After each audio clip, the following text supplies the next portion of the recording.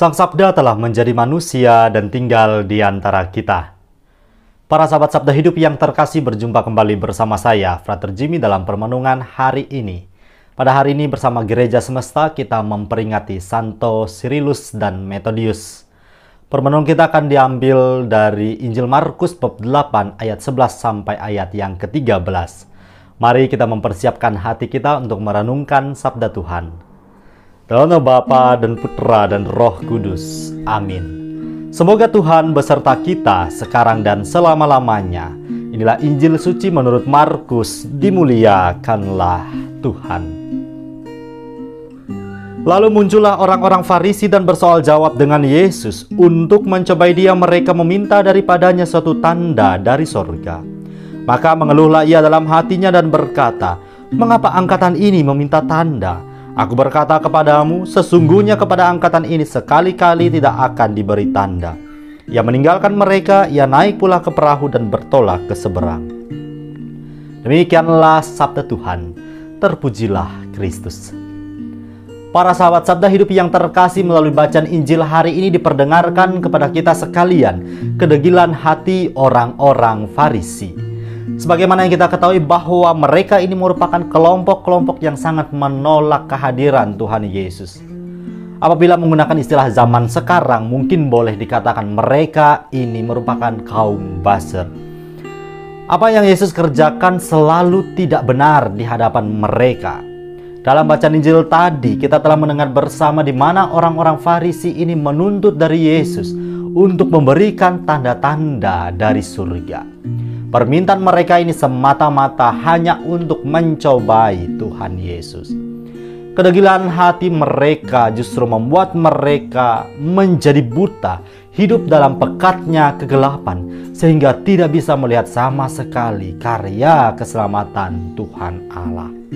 Kendati pun sudah berulang kali mereka melihat secara langsung mujizat dan karya-karya ajaib yang dikerjakan Tuhan Yesus, toh hati mereka sudah keras dan tetap saja mereka tidak bisa melihat dan memahami karya keselamatan Tuhan Allah.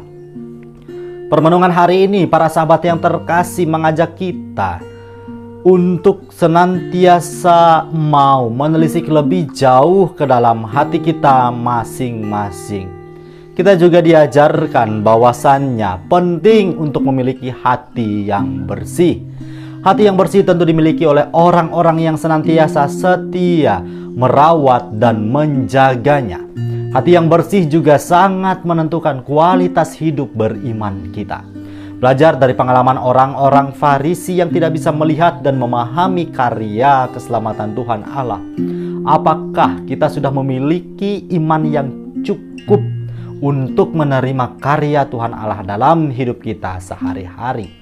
Sudahkah kita percaya penuh pada penyelenggaraan kasih-Nya? Ataukah terkadang kita masih sangsi, ragu, dan lebih ekstrimnya lagi, tidak percaya? Beriman yang disertai dengan rasa percaya penuh butuh proses dan perjuangan. Melalui setiap peristiwa yang kita alami dalam kehidupan sehari-hari, kehidupan beriman kita semakin ditempa. Dan semuanya ini tentu juga menuntut kesiapsediaan kita.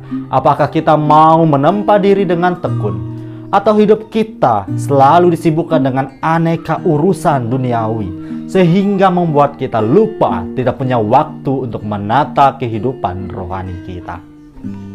Kehidupan rohani yang tidak pernah ditata, dirawat, bagaikan rumah yang tidak pernah dibersihkan. Apa yang terjadi ketika rumah tempat tinggal tidak dibersihkan? Tentu menjadi kotor, berantakan, tidak nyaman untuk dihuni.